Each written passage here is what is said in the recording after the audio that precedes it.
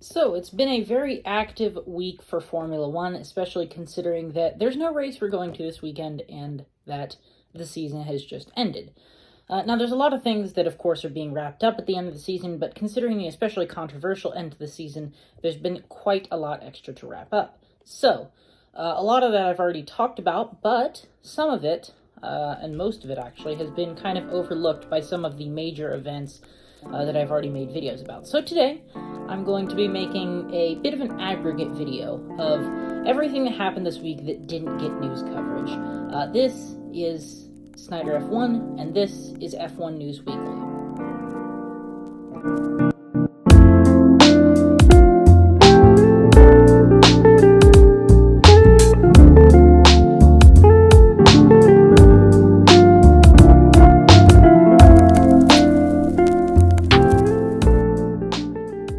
So, the first thing we're going to talk about is Formula One's new engine regulations that come into effect in 2026.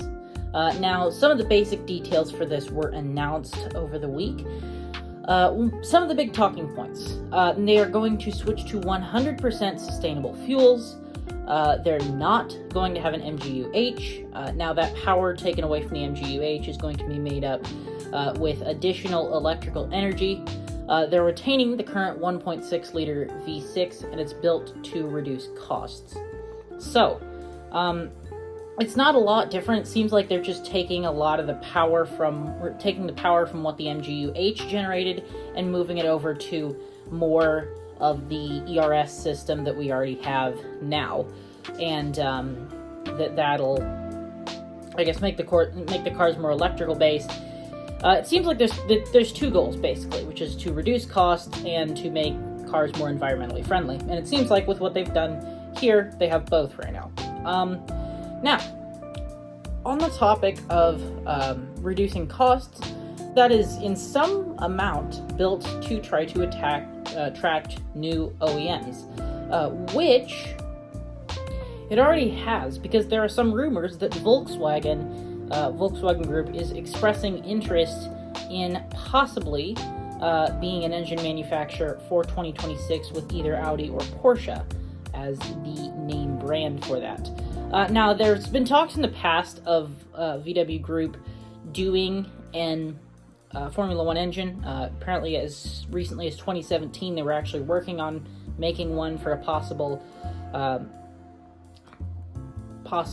engine opportunity in the future, though that hasn't, as of now, panned out into anything. But it seems like 2026 would be a perfect time for them to enter the sport again. They've got obviously new engine regulations and quite a lot of time to make an engine. There are detailed rules coming out in 2022, so that'll give them 4 years to have an engine ready and out on the grid. Now, they've already got some people that they're talking to about possibly supplying. Those are Williams, Red Bull, and McLaren.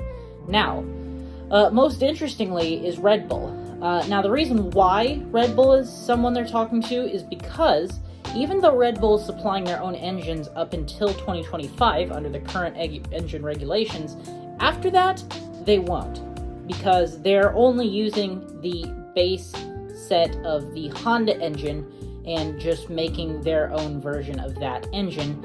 And after that, they're going to need someone else to make that engine, because Red Bull aren't actually like full-on manufacturing their own engine for regulations. They're, again, just using the base frame of the Honda engine for the future. So, that's something that Red Bull would need. It's interesting to see that they're also talking with Williams and McLaren. A lot of people at McLaren, such as Andreas Seidel, have worked with Volkswagen in the past.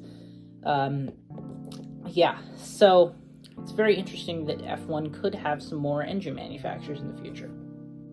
So the next thing I'm going to talk about is the busy week of Mercedes and Sir Lewis Hamilton.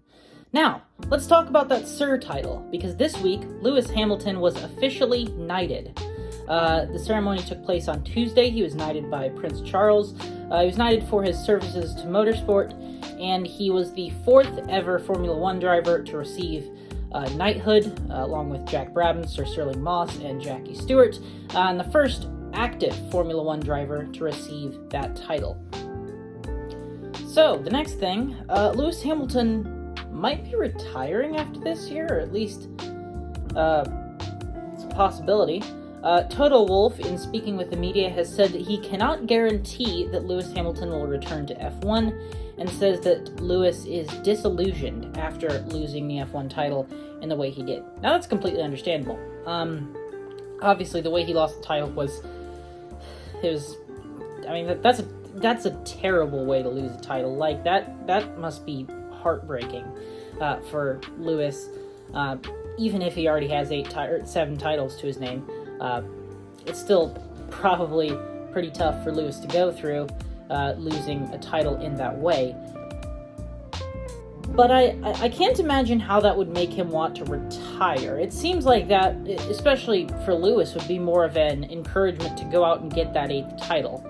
I understand where Toto's coming from, but it seems more of a, like, the way he said it, he can't guarantee it, makes it seem more like he just hasn't gotten enough information from Lewis to really make a confirmation either way.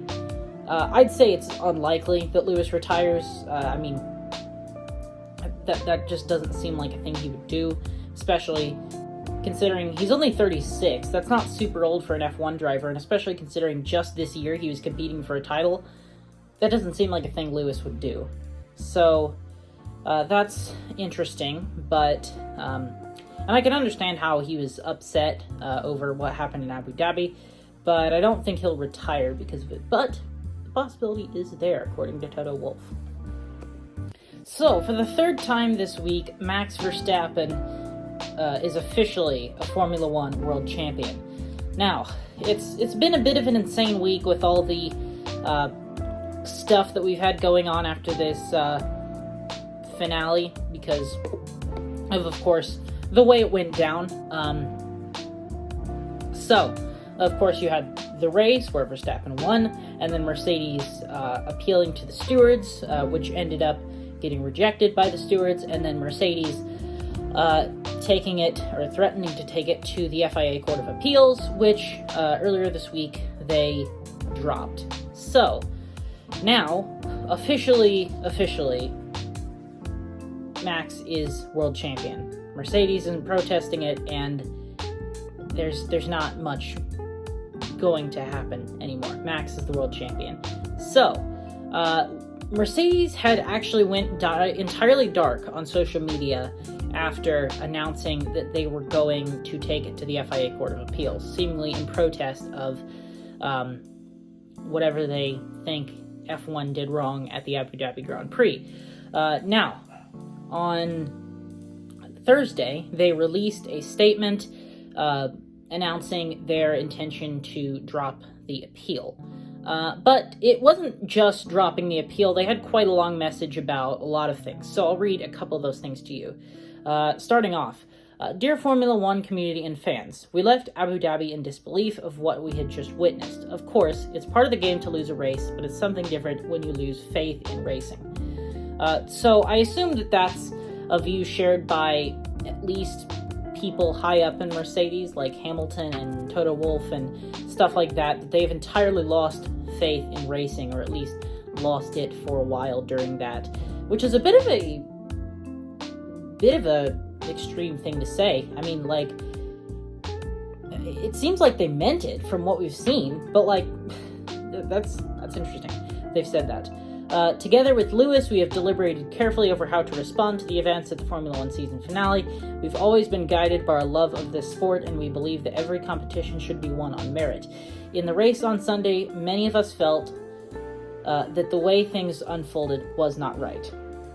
So, they said they've talked with Lewis on how to deal with this. I think, if I've heard this right, Lewis's position on this was that as much as he felt it was unfair the way they lost, he didn't want to appeal it because sportsmanship, which I think is a very good argument. I mean, to an extent, it kind of seemed like Mercedes were kind of just trying to argue to just as much as they possibly could to see if they could get their loss changed to a win.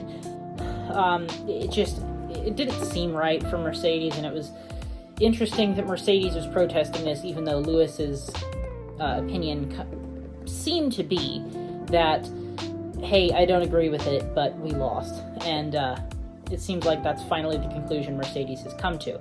Now, moving on down a bit, we appealed in the interest of sporting fairness, and we have since been in a constructive dialogue with the FIA and Formula One to create clarity for the future so that all competitors know under the rules which they are racing and how they will be enforced. Thus, we welcome the decision by the FIA to install a commission to thoroughly analyze what happened in Abu Dhabi and to improve the robustness of the rules, governance, and decision-making in Formula One. We also welcome that they have invited the teams and drivers to take part. So, it seems like they're kind of wanting to hold the FIA accountable for what happened.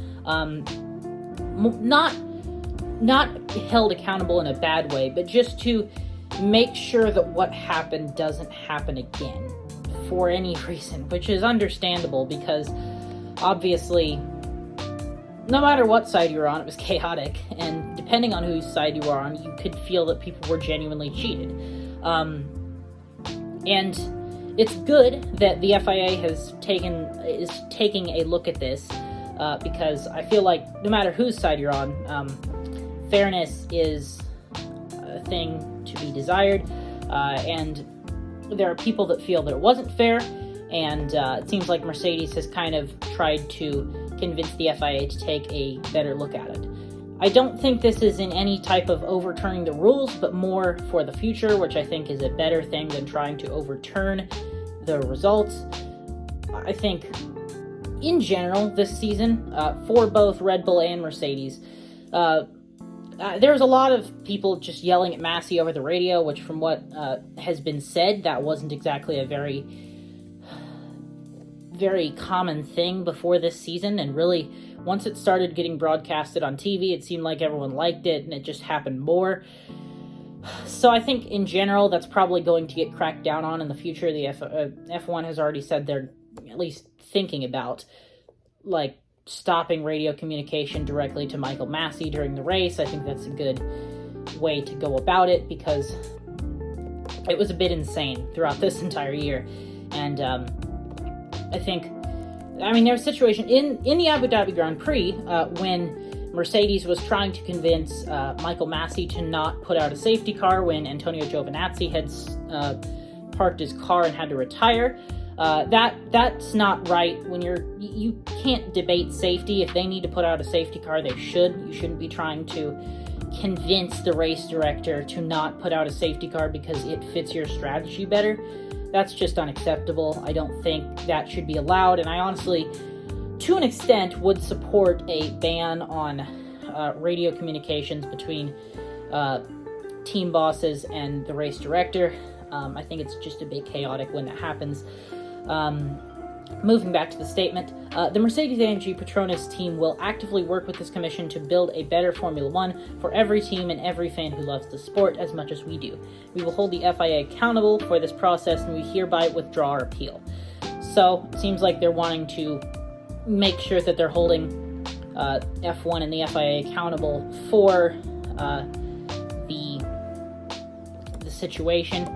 I think that's good to just kind of try to make sure, again, that something like this doesn't happen again, because, it was just chaos, practically.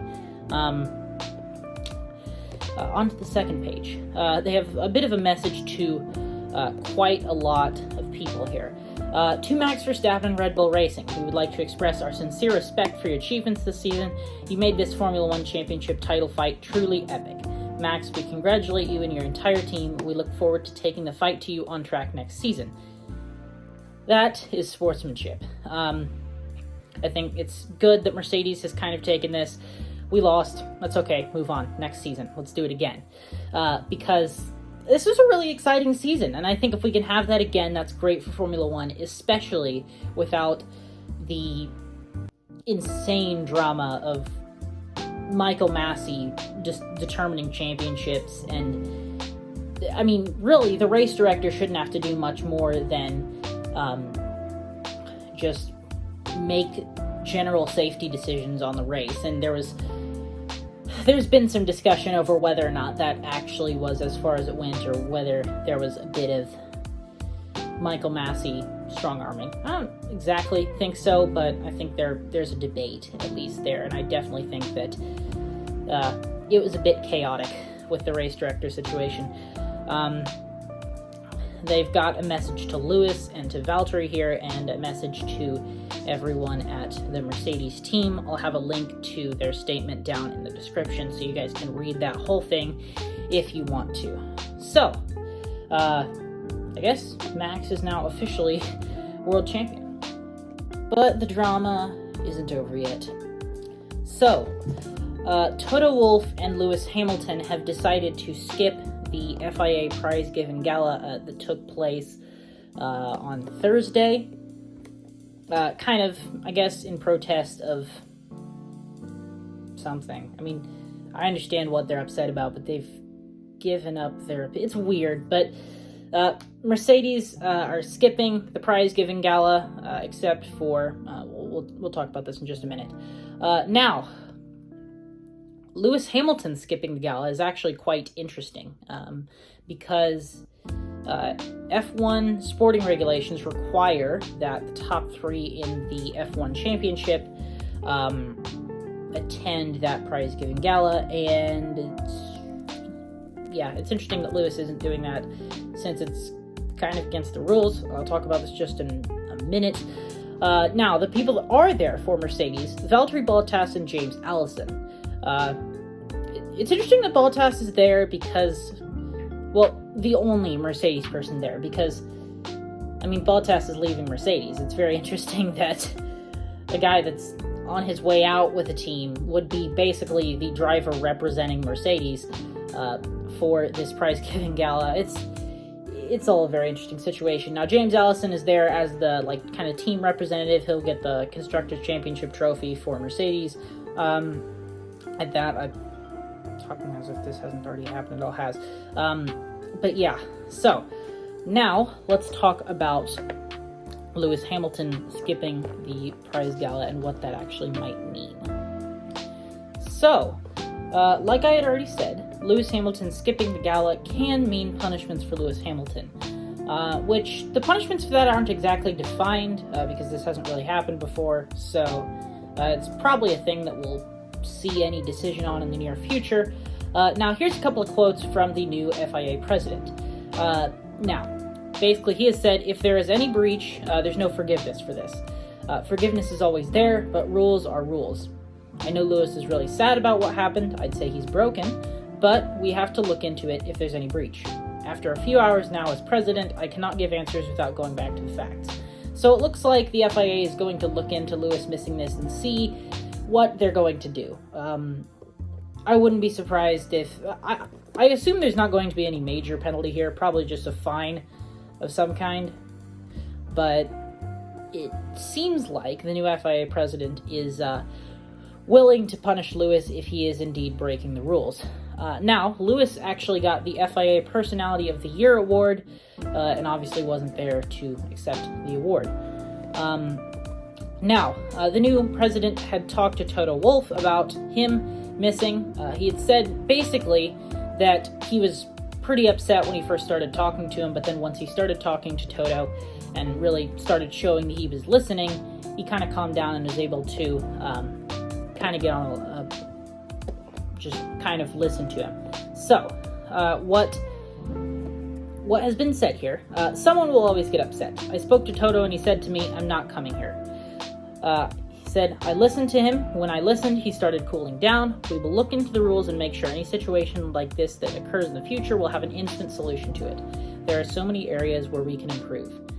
While he says he understands Hamilton's frustration, he also expects the seven-time world champion's anger to lessen as he goes by and improvements are made to ensure the same thing doesn't happen again. It's a responsibility of me that we forget the past but look into it with improvement. We have to be proactive. We have to improve in every aspect. As a driver, I would be so upset for a while, but time is a fact that will cool. So, I've been talking about the new FIA president. Let's give him a bit of an introduction. Mohammed Ben Sulayem is the new FIA president. He was elected with 62% of the vote, going against the current deputy president, Graham Stoker. So, let's talk a bit about Ben Sulayem. He is a 14-time Middle East Rally champion. He's from the UAE, which makes him the first non-European to take the role as FIA president. He led the FIA Motorsport Development Task Force, which was started in 2013, and was president of the UAE Automobile and Touring Club for 15 years. So, that is a short introduction for Ben Sulayem.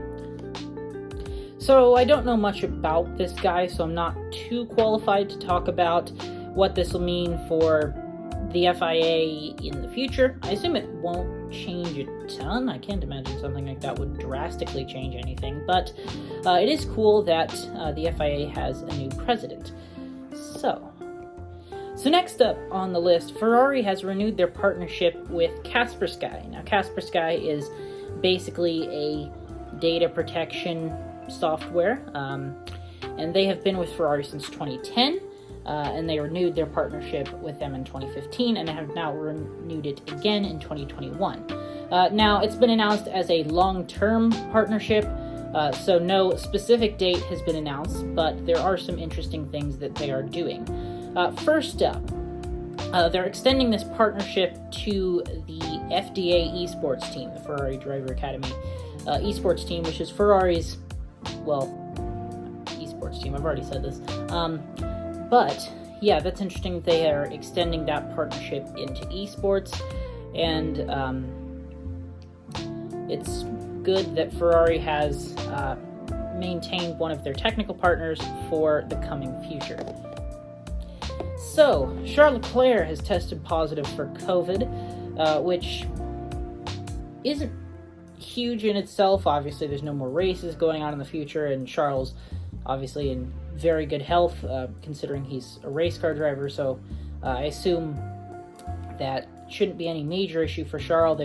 He's also said he's asymptomatic, so that helps, but the main issue is how many people he might have been around with the way things have been going on. Obviously, you've got the F1 Championship race, and also testing, which might have exposed more people, so that might be a bit of an issue, but it's the second time a driver has tested positive for COVID recently. Obviously, we had Nikita Mazepin on Sunday, so I wonder if that has anything to do with it, or if that doesn't at all. We might never know, probably won't, but Charles has tested positive for COVID, actually for the second time. He tested positive back in January.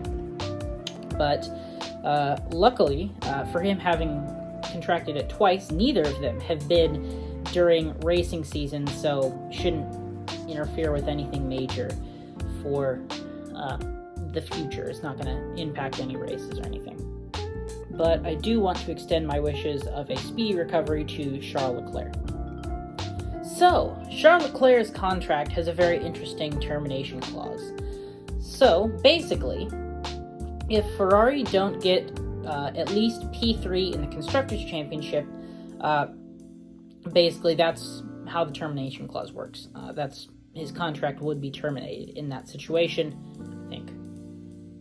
Don't exactly understand how that works, but that's the gist of what I understand. So, seems like Ferrari are going to have to, I guess, step up their game a bit next year. They were P3 in the Constructors' Championship this year, and they've said they have a very good car for next year that they've developed, but they can't have another season like 2020. That's not...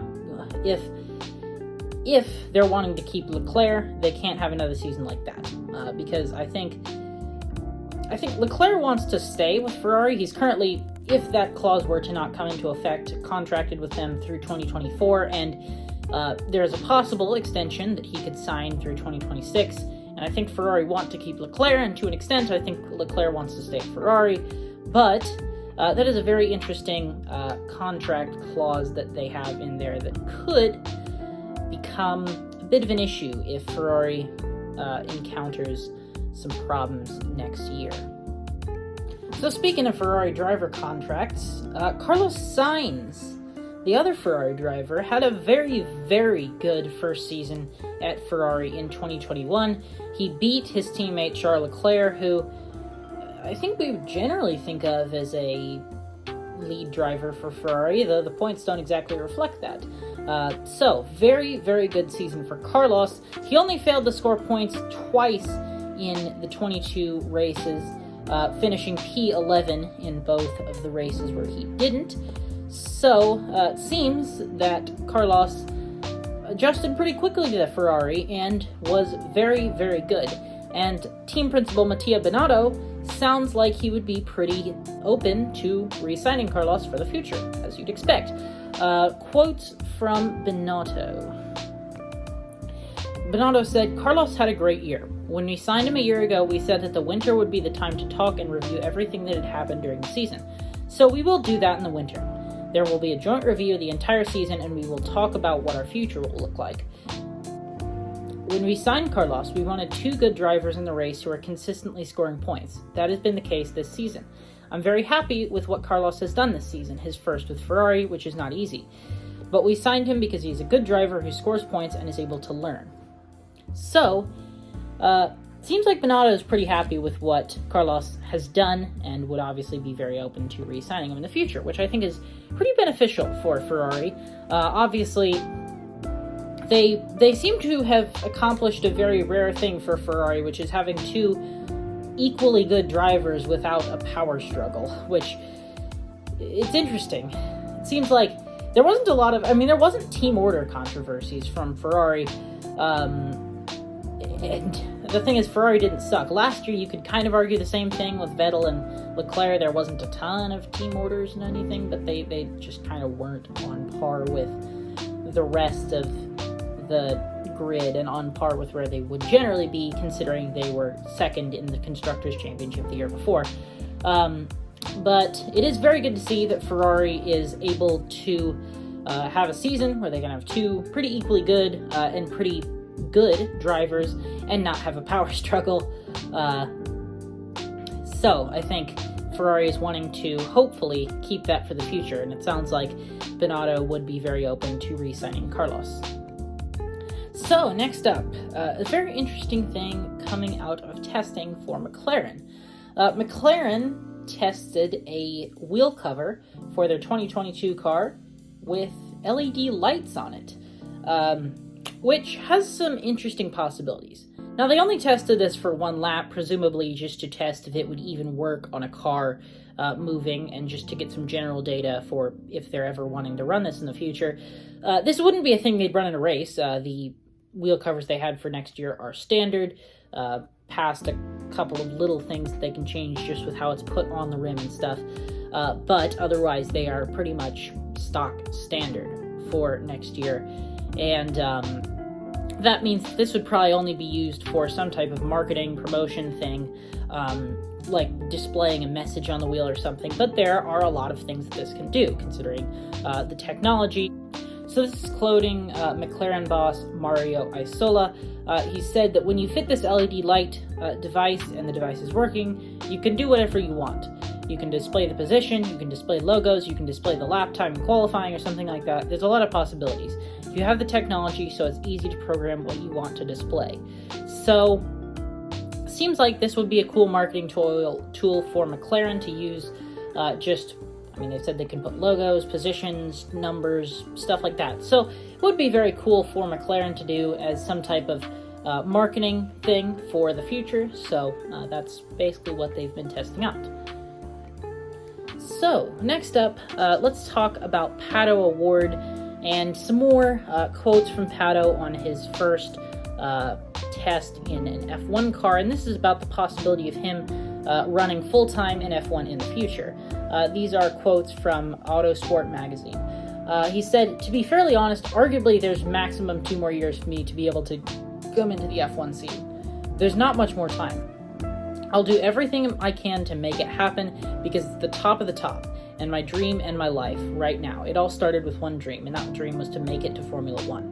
That dream ambled out into different series, endurance racing and IndyCar racing, but it all started with that one dream. And I'd be lying if I said I don't want to do it, because I do. I'm going to do absolutely everything I can, and I'm going to push myself to my absolute maximum to make sure that I leave nothing on the table. Because you've got to take it. You've got to try. Because if I don't, I'll regret it for the rest of my life. Pato said that he has a lot more steps that have to be taken in order to actually get a seat with someone like McLaren, but the Yas Marina test was a very good first step. So, it seems like Pato would be interested in making it into Formula One, but Pato has said he won't be doing anything in the F1 Junior Series. It would be jumping straight from IndyCar to F1. Now, Pato was taken into the Red Bull Junior program in 2019, I believe it was, after he got dropped by Carlin Racing in IndyCar, and kind of ambled around for a while doing little bits of stuff and all types of different things. Japanese Super Formula, Formula 2, filling in for Lord Rags when he got his race ban. Now, here's more quotes from Pato, this time from Motorsport Week. I'm very happy where I am in IndyCar, said Pato. I'm going to be an IndyCar driver with McLaren next year, but if I could make the move over here, it's going to be straight from IndyCar. I don't plan to go to any other junior, F2 or F3. I've driven the F2. I don't have many good things to say about it, to be perfectly honest with you, but F1's ridiculous. So, keeps emphasizing that he really likes F1, but interestingly enough says the F2 car isn't very crazy. From what I've seen, it's kind of similar to the IndyCar in pace, at least. Yeah, straight from IndyCar, to be perfectly honest, I don't think I'd have issues. I ended up very at home, feeling everything out. I think the team can speak to that. They see a lot more of the analysis and everything from a driver's standpoint. There was more pace that I could extract later on whenever I get to know the car a bit more, but in terms of getting a very good baseline, I'm happy with today. So it seems like Pato was kind of felt at home trying to feel out that car, so it didn't sound like he was having any issues or anything, kind of adjusting to an F1 car. So it seems like, just kind of summing this all up, Pato is very interested about any possibility of running F1 in the future, but really wouldn't want it to be through trying to go back to the junior series. I mean, he's already 22. That's quite old for something like Formula 2, especially to just be joining it out of IndyCar. I don't think he'd be in a position where he could do that. It seems like he doesn't want to, but it is good to hear that he had adjusted pretty quickly to an F1 car and was feeling pretty good about it. So, interesting to see that from Pato. Let's move on to our next topic. So last on the list for the week, Fernando Alonso's 2004 car is up for auction. It'll be up for auction on February 2nd in Paris. It's the final version of their 2004 car that Renault produced, that he ran at China, Japan, and Brazil, so the end races of the season. So yeah, it's pretty cool to see that there is another old F1 car up for auction. It's got, apparently it's got all of the original stuff that the car had, so none of the mild 7 livery stuff taken off or anything. There's no censoring the livery like they've done with test runs with the old Renault cars in the past, just because, you know, tobacco sponsorship and stuff. But yeah, interesting to see that one of Fernando's old cars is up for auction. That's not a big point, but yeah, just a bit interesting. So, that is kind of the end to this crazy week. I hope that this little news video gave you a bit of an update on what all has been happening around Formula One, and that, I guess, I don't know, I hope that you guys have all enjoyed everything that's happened this week, because it's been a really, really insane week to be a Formula One fan, and I think we'll have an interesting off-season coming up in the future, albeit not as exciting as whatever has happened throughout the end of this season with the championship battle and everything. But, yeah, it's been a pretty interesting year, and I'm glad that I've been able to cover the very end of it, and I'll be doing stuff for the off-season. Again, I've said a lot of this already. I have a video coming out gonna have it out soon at some point, covering the 2021 F1 season, and then probably at some point here I'll start making a prediction video for 2022. So, yeah, that finally is about all I have for this video. Thank you guys all so much for watching, and I'll see you all later.